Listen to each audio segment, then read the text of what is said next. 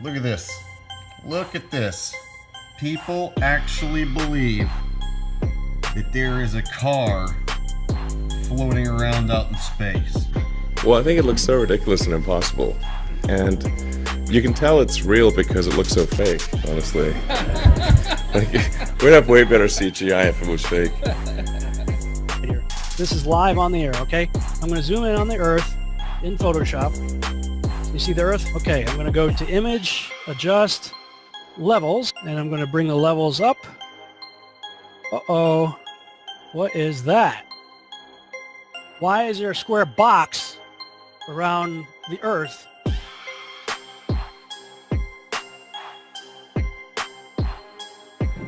It is Photoshop, but it has to be.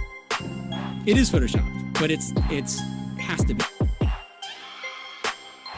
It is the world that has been pulled over your eyes to blind you from the truth. What truth? That you are a slave, Neo. Like everyone else, you were born into bondage, born into a prison that you cannot smell or taste or touch.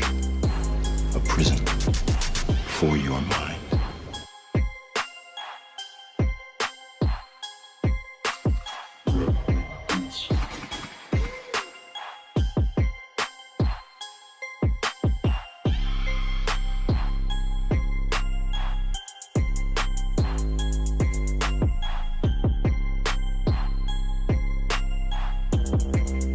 So let's use this model of the Earth, and let's enlist the help of a friend, Taxi.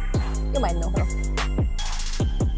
Next segment, I'm going to show you how NASA grabs objects in 3D space, rotates them around, manipulates them. They can do this with water, with cloth, anything. And the cool thing about it is we can take what they're doing, what they're seeing with their contact virtual reality augmented lenses, and put that on a separate video layer live.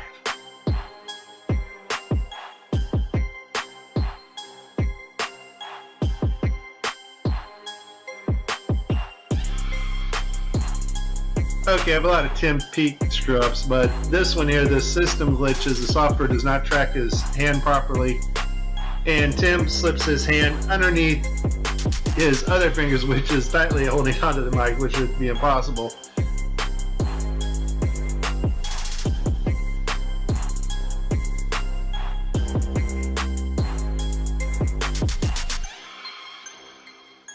You can tell it's real because it looks so fake, honestly. Like, we'd have way better CGI if it was fake.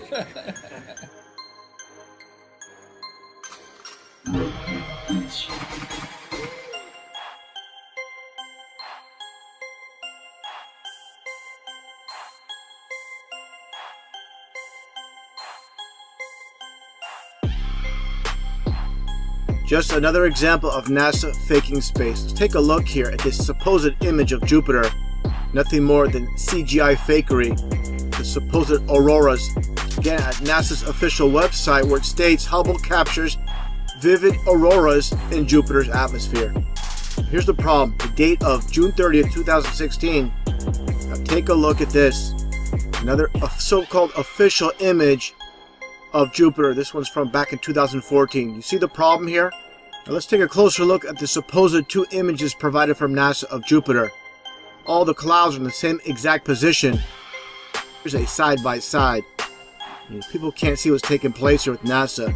Nothing more than fakery. I mean, give me a break. This is a complete insult. If you have a brain in your head,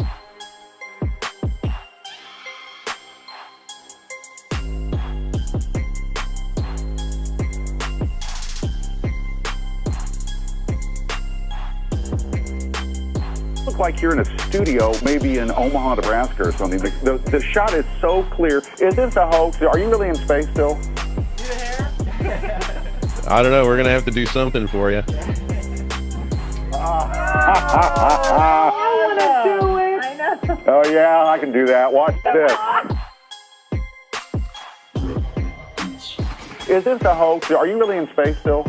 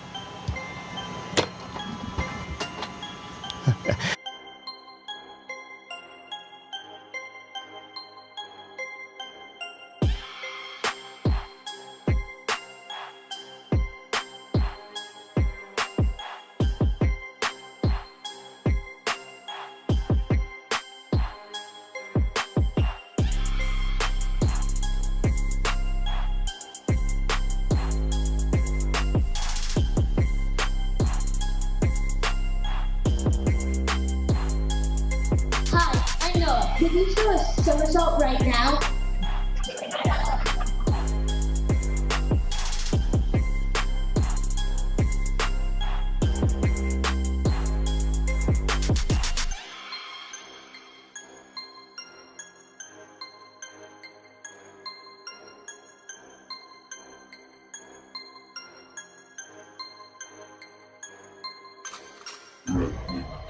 Is this a hoax? Are you really in space still? See the hair? See the hair? And they just start making stuff up. Yeah. Like that Neil Armstrong guy. Have you seen him on the talk shows? Neil Armstrong, you mean the first man to walk on the moon? Talk about a fish story. Yeah. Man, and they're buying it. Oh, yeah.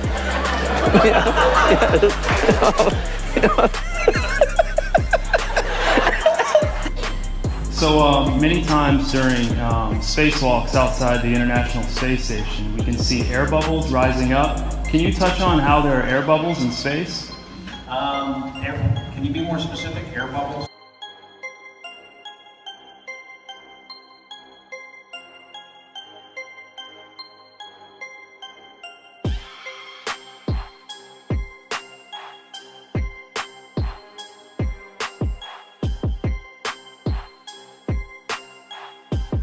So yeah, like a lot of times during the footage, the NASA footage, you can see bubbles coming up out of the helmets or kind of from underneath you.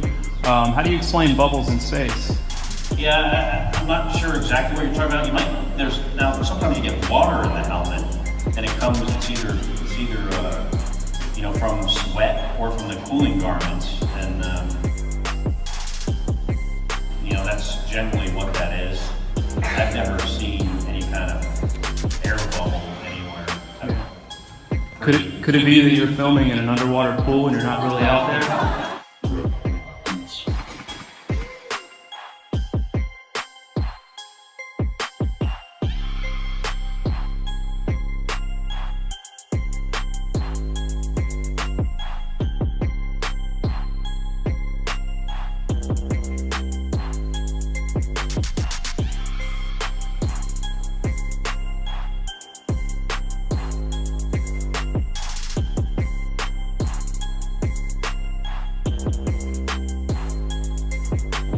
Let me tell you why you're here. You're here because you know something. What you know you can't explain, but you feel it. You felt it your entire life, that there's something wrong with the world. You don't know what it is, but it's there, like a splinter in your mind, driving you mad. You're a coward and a liar and a thief.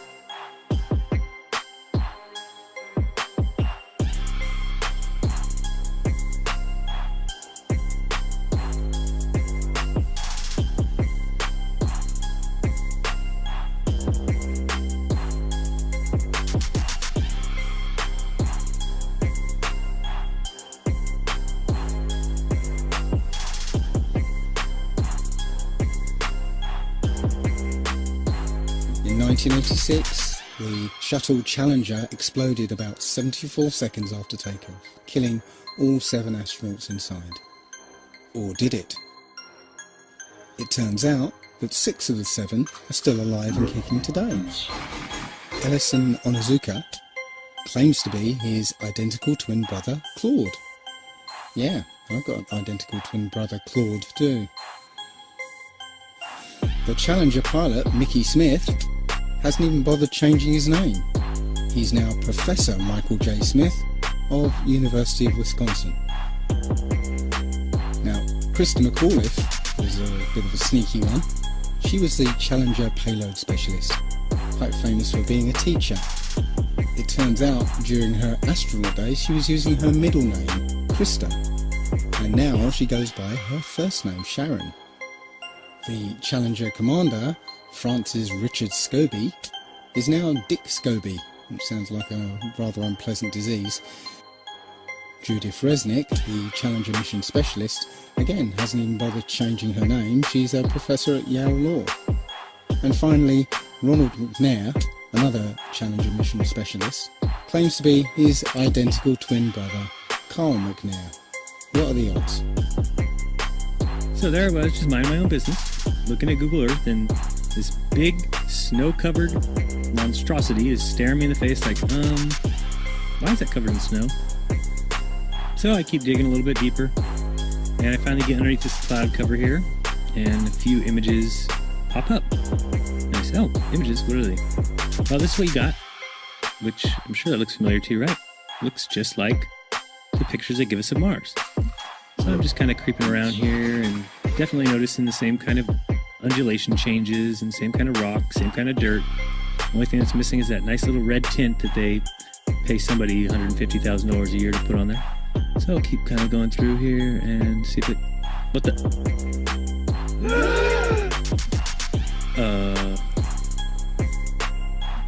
Yeah. So, oh, I got another truck. Oh yeah, it says NASA. What's that say? Mars Project? I think I found out where Mars is, guys. At some point in the future, we're going to look back and say, how did we do it without space? The kinds of technologies that we're testing out on Space Station are definitely helping us with our goals of going beyond low Earth orbit. Early in the next decade, a set of crewed flights will test and prove the systems required for exploration beyond low Earth orbit. Right now, we only can fly in Earth orbit. That's the farthest that we can go. And this new system that we're building is going to allow us to go beyond and hopefully take humans into the solar system to explore. As we get further away from Earth, we'll pass through the Van Allen belts, an area of dangerous radiation. We must solve these challenges before we send people through this region of space. We must solve these challenges before we send people through this region of space. There's a small problem with going to the moon, and inch by inch, NASA is leaking out that they know that there's a problem there. It's called the Van Allen belts, high radiation belts of charged particles around Earth, and we don't know how to get through them, they say. Well, isn't that interesting, because there sure didn't seem to be a problem back in 1969. The moon landing stopped in 1972 and we haven't been back. We haven't been beyond the Van Allen belts. NASA admitted that it had lost the original footage of man's first steps on the moon. To YouTube and watch A Funny Thing Happened on the Way to the Moon. It contains newly discovered evidence, which is part of the missing tapes, of outtakes from the first mission to the moon, of them falsifying a shot of being halfway to the moon. For NASA to come out and say that all the tapes were erased, I mean, it's incredible. Geraldo, this isn't just one tape. This is reams of tape labeled Apollo 11 moon landing. Someone had to physically go and erase it. It's very challenging to try to prove we landed on the moon, and it shouldn't be challenging. The tape should be there. There should be plenty of evidence. I mean, it's proof right there. This is an official NASA photo of the first Apollo 11 lunar module landing on the moon. I mean, it's right there. This is proof, man. It's the picture's right there. It's landing on the moon. But the only problem I have with this picture is that it's taken from the moon.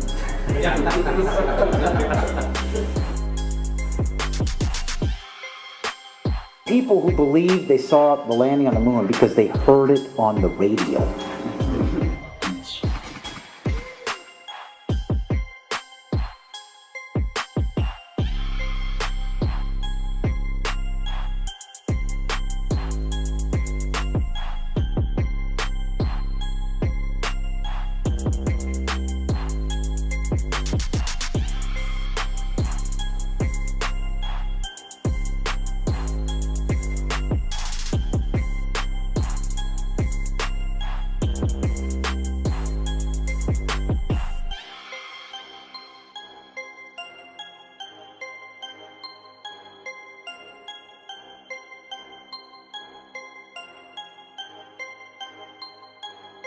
Here's a picture of the INSAT actually being deployed from the spacecraft. Did you see it in the background? There was a guy in the background, man. I'm not kidding you. You can't deny that that's someone in the background. There's a guy moving in the background.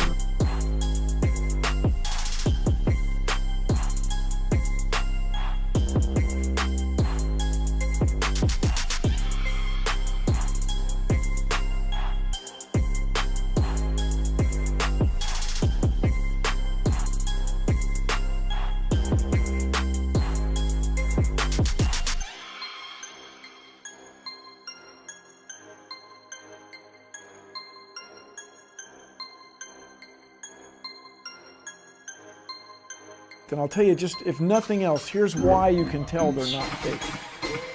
Just to create the paperwork, that amount of paperwork would make faking it prohibitively expensive. No one could afford to generate that much documentation. All of that happened in a little town called York, Maine, across the United States from where we're talking to you right now. Across the United States from where we're talking to you right now. My research of the last year has led me to the conclusion that not even low Earth orbit is possible, that the International Space Station is a hoax, and all manned space travel is fake. First though, let's have a look at the International Space Station. I want to talk about some of the anomalies I see there. For the inside of the International Space Station, there are a couple of zero-gravity tricks that they use to fake it. The first is they have a complete mock-up of the International Space Station built on the inside of an airplane. And that airplane does a bunch of rises and falls. It does an upside-down parabolic trajectory, and that simulates zero gravity. The other main way they simulate the zero gravity is with suspension in front of a blue screen. And they use that trick for extended periods of time, for longer than 45-second segments. But they can't move around as much. They can't do the acrobatic flips and rolls in the extended mode. So there's full motion mode where they can fully move around, and that's faked in a plane. And then there's suspended or extended mode where they're suspended by wires in front of a blue screen. They don't move around as much, but they can make the scene last for a longer period of time. The extended mode is much quieter than the full motion mode. In full motion mode, you can actually hear the sound of the jet engines, the engines of the airplane.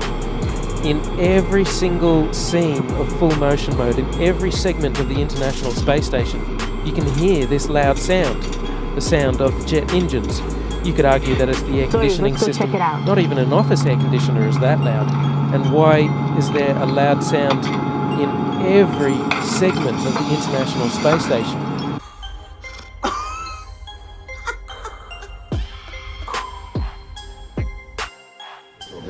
Mr. Armstrong, Bart Sibrel, ABC Digital.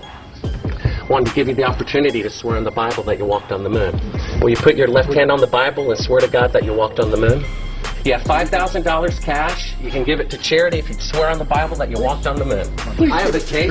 That'd be fine. Why don't you swear to... Why not? Why won't you do it?